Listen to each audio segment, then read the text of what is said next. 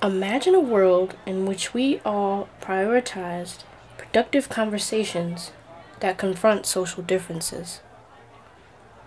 Perhaps we'd understand and respect each other's differences in this new world.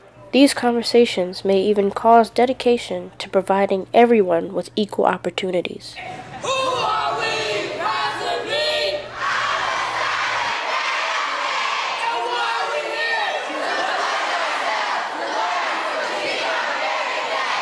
And who is responsible for your success? We are responsible. We control our destiny. And what will it take to succeed? Work hard. And how will we treat each other? We will respect and help our classmates and teachers. And then what will we do? We will give back to our friends, to our families, to our city. And what will we do all this? Today, tomorrow, each and every day. And how will we do all this? By reaching for our We all know this perfect world does not exist. I should know.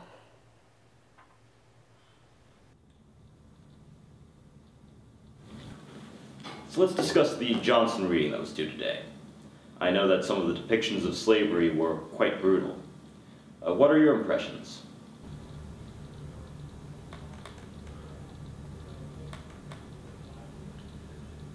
Yes, Ryan? Well, I kinda thought that, slavery was bad. We'll check in on this conversation a little later. I was born and raised in New Haven, a city in Connecticut that is home to one of the most prestigious universities in our country and the largest achievement gap in the United States. My chances of ever going to college seemed slim until I was enrolled into Achievement First, a network of charter schools that promised 100% of its minority students would be enrolled in a 4-year college. At that time, public schools in my area could not offer me the same promise. Let's just say boot camp started my 5th grade year at Achievement First.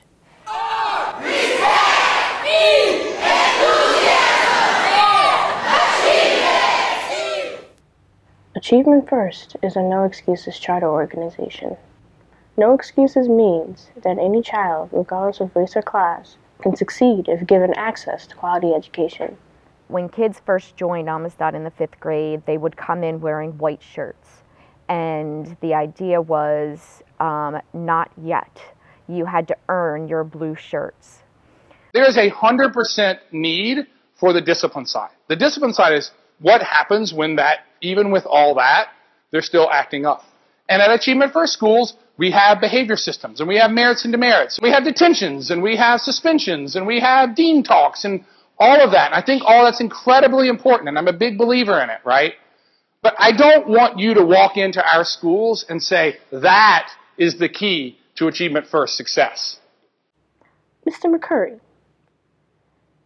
if you say that discipline is not the key to Achievement First success, then why is it engraved in everything that Achievement First does? Julia Fisher, a former English teacher at Achievement First, explains that posture and eye contact are important even for 16-year-olds. Class is not to proceed without total compliance. Classes even rehearse passing out papers quickly so they can save every second for drilling academic content. Denzel will take one, and he'll hand the other stack to James. James will put one down, and James will quietly go to Bruce. Bruce will take one, and he'll quietly give it to his friend, Mr. Sanford. It's an excellent job. It's exactly how it happened. 12 seconds. Back in 10.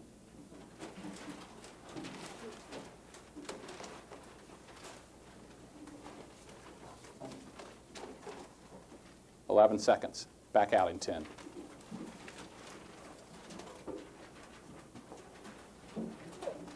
So what happened when there was no compliance? So once kids got in blue shirts and we had a system that was similar to the merit-demerit system in the high school, it was called Scholar Dollars. But if a student or students, particularly the ones that got in trouble the most, they would eventually get placed in yellow shirts and be placed in the back of the classroom, isolated, and they had to sit on crates. They stopped that crazy idea, but continued the idea of isolation. Unfortunately, the systems of discipline that Mr. McCurry mentioned in the previous video followed me to high school.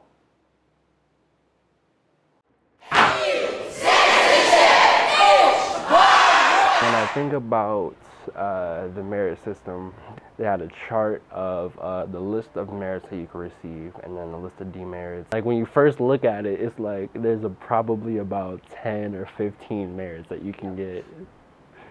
And then there's like sections of how many demerits you can get. Level 1 demerits, there had to be like 30, 40, and they had their own sections in the midst of them. Level 2 had their own sections of what a level 2 demerit was. I believe there might have been a third level. So one experience in particular I can remember is the teachers like to make jokes. We laughed together, but then they controlled how long we laughed. So if we laughed longer than, I think it was 3 or 5 seconds, we got a demerit. There was a student at the head of the class who was at the chalkboard or the marker board, and he was writing down the agenda for the day. He made a mistake on it, and he looked around and there was no erasers. So he started using his hand to wipe away the mistake he made on the board.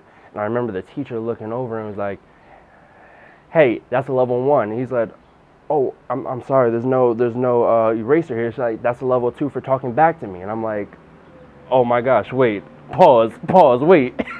he couldn't find he was explaining himself. Like, I get the not talking back thing, but that was an easily fixable situation, you know, give him a piece of paper towel or something.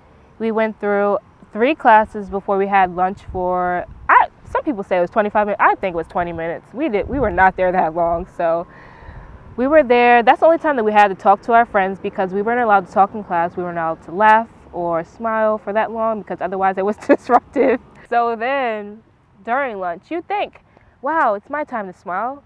It's my time to laugh. Nope. Teachers are rolling around the cafeteria trying to control that too. So they would literally sit at our tables and monitor our conversations. We could not talk about anything that we wanted to talk about because they wanted to be there sitting with us. Like, what? We even had to comply to very specific rules during transitions. Okay, so this is a tree. We had to walk from that door to transition to that door. So they would make us go all the way around the tree, just across the street, like the tree is supposed to protect us from something, which it didn't.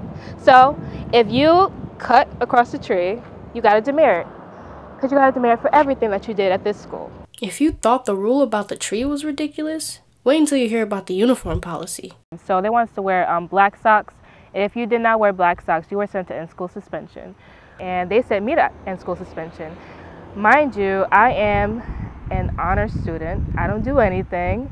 I never hurt anybody, but they put me in ISC because of my khakis, which is kind of contradictory, or hypocritical rather, because they want you to get an education, but then they put you out of your classes all day just for pants, which is completely ridiculous. Charter schools these days, even though they tout we're closing the achievement gap, they institute these draconian style discipline systems to make it seem like you must be rigid and you must follow these particular instructions and directions. But in actuality, what you're doing is you're creating this pipeline to prison. Although Achievement First does not have a police presence in their schools, their zero-tolerance policies perpetuate the same environment that cultivates the school-to-prison pipeline. The school-to-prison pipeline is a metaphor used to describe how American kids get pushed out of public schools and into the criminal justice systems. Suspensions, expulsions, and in-school arrests contribute to this pipeline, and students of color and students with disabilities are disproportionately affected. Black students get punished more because of implicit bias. This begins as early as preschool. According to the Perception Institute, we use the term implicit bias to describe when we have attitudes towards people or associate stereotypes with them without our conscious knowledge. For example, some studies show that white people associate criminality with black people without even realizing it. If the school-to-prison pipeline exists because of implicit bias, then I think that the merit system also exists because of implicit bias. The language in the merit system used to punish students fuels the same implicit bias used to justify murders of numerous unarmed black bodies. This guy looks like he's up to no good, or he's on drugs or something. It's raining and he's just walking around looking about. Or if Trayvon Martin had been wearing a jacket like you are and a tie like you are, Mr. West, this evening, I don't think George Zimmerman would have any problem with him. But he was wearing a hoodie and he looked a certain way, and that way is how gangstas look. 5 foot tall, and they're taking on this big man, and they're trying to get him down. He looks like a big, massive guy that could give you a lot of problems. Eric Garner and Michael Brown would be alive today had they not resisted arrest. That is the bottom line. Race and class shouldn't determine educational success. But because administrators so misunderstood what matters about education, their students are punished for the same behavior that, at a school with a hefty price tag, merits celebration. Amistad, like its No Excuses brethren, holds that no academic work can be done until and unless the classroom reaches perfect behavioral compliance.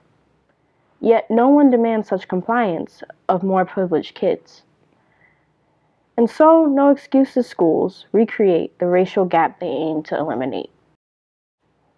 It's not only about the draconian discipline system, but it's about who enforced this discipline system.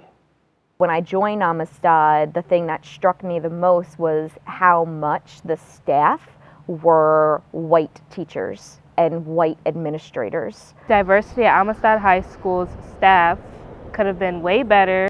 All our teachers were white, which is like, it's nice to have different people teaching us, I guess. But it's like, I want somebody to relate to me, like relate to my issues, relate to my problems. I do feel like I missed out on something by not having mentors, especially in front of, like, in classrooms that were that looked like me and that I felt could identify with me a little bit more. It still factors in a part where they can't really understand a core part of me. I'd like to think that if we had teachers that looked like us, then implicit bias against students of color wouldn't happen. But is that necessarily right? Blacks also hold implicit biases against themselves. This can otherwise be known as what W.E.B. Du Bois describes as double consciousness. And why is she the dumb child? Because she plays. The Negro is a sort of seventh son, born with a veil and gifted with second sight in this American world. A world which yields him no self-consciousness, but only lets him see himself through the revelation of the other world. Double consciousness involves looking at oneself through the eyes of others. We all hold these implicit biases, so eliminating white teachers in urban schools may not necessarily be solving anything. I don't have all the answers, but the next step is pretty clear. We need to learn how to talk about this. And I remember there were actually several times where we would try to hold racial conversations with the whole staff. And it didn't go so well because it was always the same voices being heard. That reminds me. Yeah, I agree with Ryan. Slavery was pretty bad. And I mean, like, slavery was bad. I mean, obviously, it's slavery, you know? And it wasn't really until, like, colonialism that, like, the whole... I think it's easy to simplify a lot of these conversations to this is the epitome of white guilt, or this is the white savior complex at play. I think that it is problematic to go into a classroom space where bodies of color are present the days following incidents such as Alton Sterling or Philando Castile, and the numerous other incidents of Black bodies being murdered as a result of police violence, and not acknowledging that students and maybe even some staff members are experiencing trauma. Many times adults, if kids brought up the idea of race or class, many adults would either A, ignore it, or B, shut it down. And I think part of that had to do with both their ignorance as well as their discomfort, because they didn't know how to respond. If you say that you are committed to working in a charter school environment because you want all students to have access to a quality education, then you have to consider what has limited their access to a quality education in the first place. Not only are we in the classroom teaching you math skills, but we're also having conversations that are impacting your social development. Whole school conversations would center around this idea of, you know, if you're looking at a bar graph and like Black Latino kids are in this percentage and look at where the white kids are in this percentage and this is why we're here. But that was all that was presented. I think it takes white people being able to say that there's a history of institutionalized racism in this country that has led to a number of structures and systems being put in place to discriminate against you. And I don't see that happening. And this is where I think it's so important for training to happen. If you're going to teach in a school that is predominantly filled with students of color, you need to know those kids. You need to build relationships with those kids. You need to be able to talk about race in class with those kids, because that is the only way you are going to be truly successful in building positive racial identity. Being from a school that was entirely African Americans, entirely Black student body, it was hard to adjust to being a Black man amongst non-Black people. So where does that leave me? Like my friend Winfred, I did not know how to navigate my Black body in a predominantly white institute. As a result, I did not know how to have difficult conversations with people who did not look like me or even care to understand me. What about you, Nairi? I'm sure you have something to add. I could tell them my actual opinion. I could start a discussion about... I could...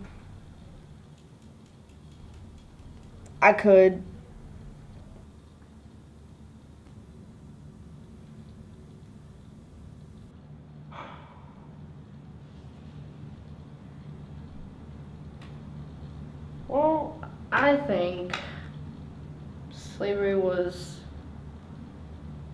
bad.